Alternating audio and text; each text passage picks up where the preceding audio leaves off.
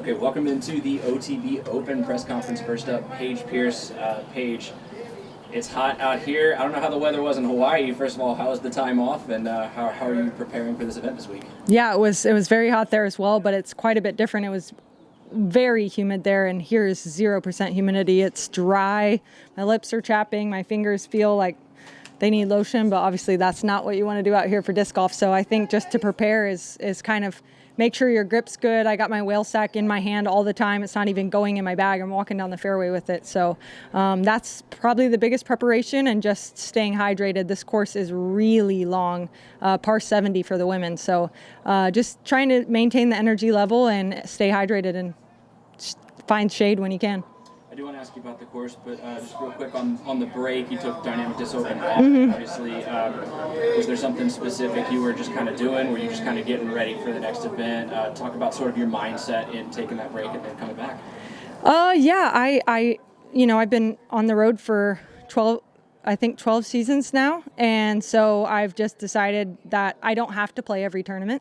And so just take off when I don't feel like I'm fired up about it, when I don't feel inspired. The course in Emporia is a little lackluster in my opinion. Just throw a hyzer as far as you can, and even, bad shots sometimes land in bounds. So I just decided it was one that I could take off, especially considering we're going into Pro Tour, NT, Pro Tour, major Worlds. And so I wanted to kind of give my body a little rest, and was kind of looking for some property, and also had a huge project that I can't discuss right now. But got a lot of work done, got a lot of putting in, and just trying to find some balance and take some weeks off before the tour really kicks off. So I saw you chatting earlier with Leonard Hughes, course designer, and he wants to get the opinions of the pros that are going to play his courses. It's a pretty brutal layout for the FPO division. What are your takeaways, and what did you discuss with him? Yeah, I told him I love the course. I think that it is, if we're going to play on a ball golf course, this is the kind of course I want to play on. I am not a huge fan of playing on ball golf courses. I think that it's just, there's too much airspace, and that doesn't bring in too much challenge for the players. And also, if spectators are watching that don't know what disc golf is, it just looks too easy. You just see the disc flying, and it's just flying. And so I think traditional disc golf, in my mind, is shaping through trees. So that's why I prefer to not play on ball golf courses. But I told him this is my favorite ball golf course that I've ever played on because of the use of all the trees. There's so many low ceiling shots. There's so many tunnel shots.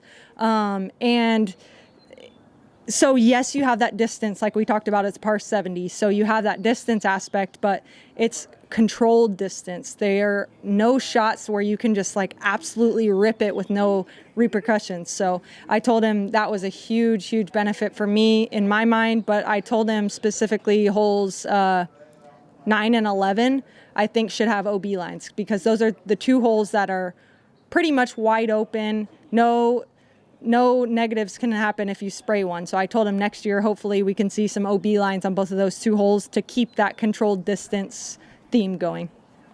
And as far as the shots in your bag, now that you've played this course a couple times for practice, what's the shot that you're kind of thinking at this moment? I really got to rely on that this weekend. Oh man, honestly, low ceiling power flip ups.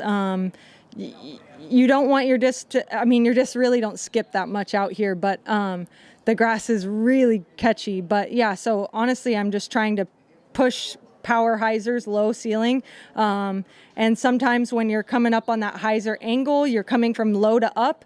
So I really got to make sure I'm coming flat across, because when you come low to up out here with low ceilings, I'm hitting some tree branches. So keeping that in mind, keeping my disc low and level, and I think that'll be the key to success this week. Chris with Gatekeeper Media, I just have a question. With the West Coast swing, and like you said, ending with a major, is there anything you're changing in your practice routine compared to the beginning of the season, or was it just the time off that you needed? Yeah, I'm trying to, it's funny saying this to you right now in a press conference, but I'm trying to limit my media stuff right now. Sorry, guys.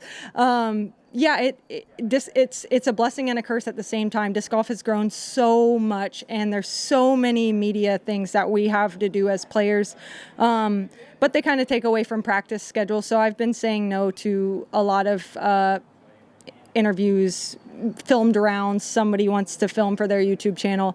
I'm just saying no and focusing on my practice rounds and trying to start leaving my phone in the car. That way, even if there's a backup, I'm not just on my phone. I'm still in the disc golf mindset. I'm still trying to keep my mental game good, and basically just eliminate all other distractions. Basically, is the difference for me. Awesome. And what hole are you looking to attack most here this weekend?